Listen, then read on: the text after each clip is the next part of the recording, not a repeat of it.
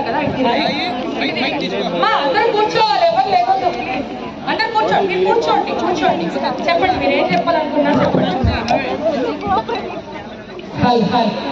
చెప్పండి.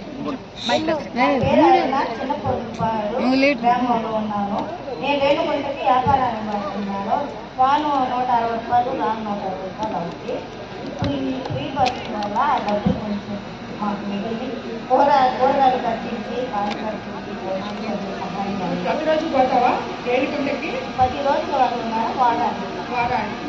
నీకు 4 రోజులు ఇప్పుడు ఫ్రీగా పోతున్నావు అన్నమాట. పోయి వ్యాపారం చేసుకొని వచ్చుకుంటున్నావు. నీకు దాని బదులు ఒక 1000 రూపాయలు మిగలద్దా నెలకి? చంద్రబాబు నాయుడు గారి దయ వల్ల, మన ముఖ్యమంత్రి గారి దయ వల్ల నెలకి 1000 రూపాయల దాకా మిగులుతుందని.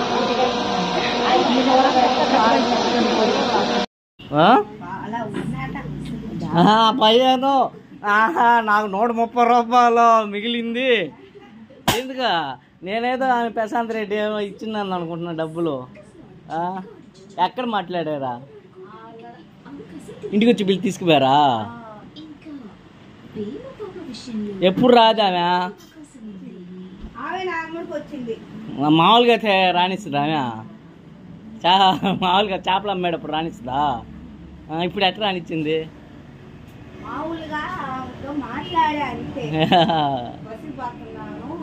నువ్వు ఎప్పుడు పోయి బస్సుకా?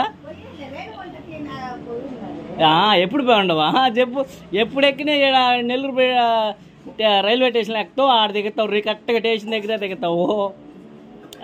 నాకు 130 రూపాయలు మిగిలింది, 160 రూపాయలు మిగిలింది.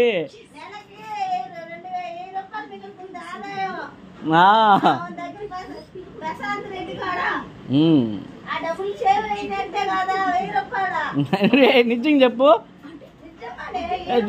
దేవుడు శాసికి నీ కొడుకు మీద తొట్టేసి నువ్వు చెప్పు. డబ్బులు నాకు మిగిలిని బస్సు మీద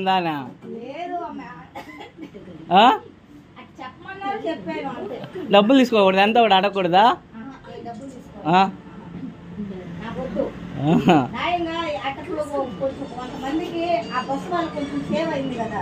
ఏం సేవ్ అయింది? సేవ్ అయింది నాకు.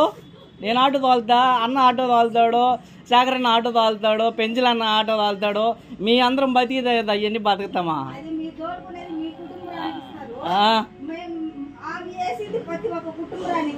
ఏ కుటుంబానికి వస్తుంది? నేను తోలితే నాకు శ్రావణికి డబ్బులు ఇస్తే ఆమె బస్సు పోయి నెల్లూరు ఏదో వస్తువు కొంటది. నేనేం